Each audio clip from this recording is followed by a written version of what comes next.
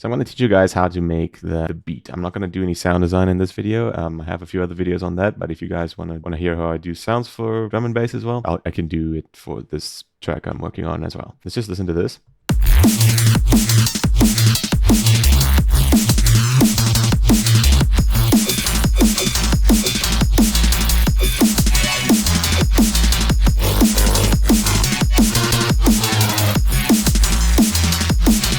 I don't know if you guys noticed, but there's been an improvement in the way I've been doing things. So let's go to the beat section, and I will try and explain to you guys how to create the drum and bass beat. So there's a few tries I did to construct a beat from scratch until I got it. And listen to each of them, and I'll go through how I made them.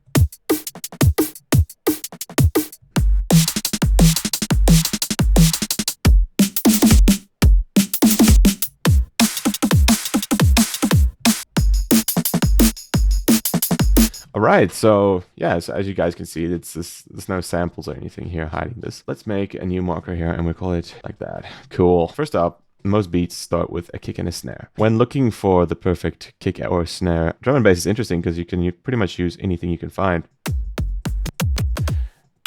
So let's say we start with this kick. This is just from a dubstep pack. I mean, what you want to make sure is that your BPM is set to 175 as well. And then we get a snare. And snares for drum and bass are generally a little bit higher. Let's just pick this one. Drum and bass beats are a lot like hip hop beats, just sped up really quickly. Just remember that the snare is constant. The spaces between the snares are the same, and the kick one just goes there. So from there, what you need is this little section in between. So you need something higher and something lower. But generally, I've gone through a lot of loops. You generally need something like a hi-hat, pretty high. And it has to be non-tonal, otherwise it sounds strange. See, this doesn't sound really tonal. And you already get a pretty cool beat then. Do something like this. And then you have pretty much a cool beat already.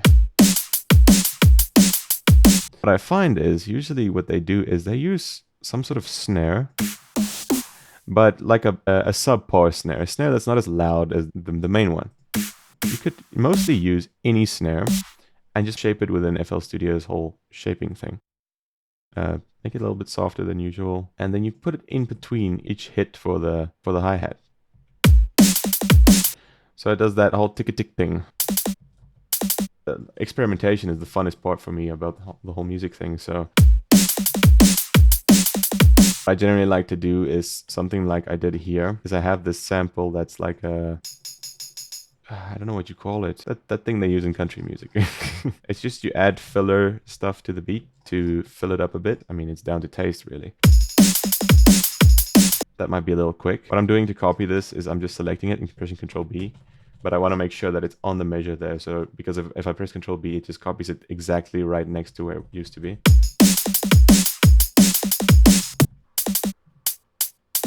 But what I like using for the sub snare is something else that I downloaded. There's a guy on Reddit who posted, like he recorded his drums a lot. These sound like not as punchy as a lot of the stuff you get in big sample packs. So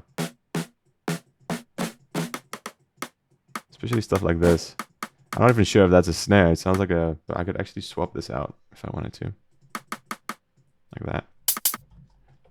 And it actually sounds too high because it sounds as high as the...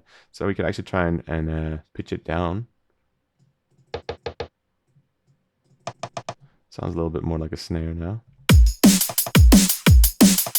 So yeah, it's pretty much halfway between this measure. You put the hi-hat and then another hi-hat, and then in between you put the sub snare to actually make it a little bit longer. And then you could do all kinds of like riffy stuff like I did with this one that kind of like continues on. Okay, so you just offset that one and it kind of has this whole feel of kind of continuing on. And then we could move the sub snares up also. And then you could just repeat that.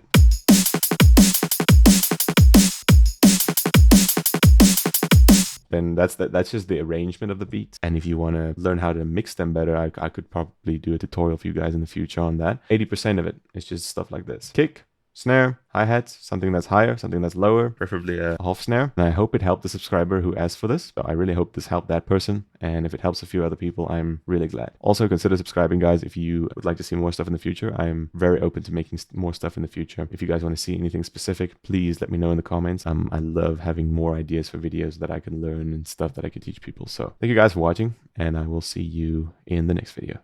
Bye.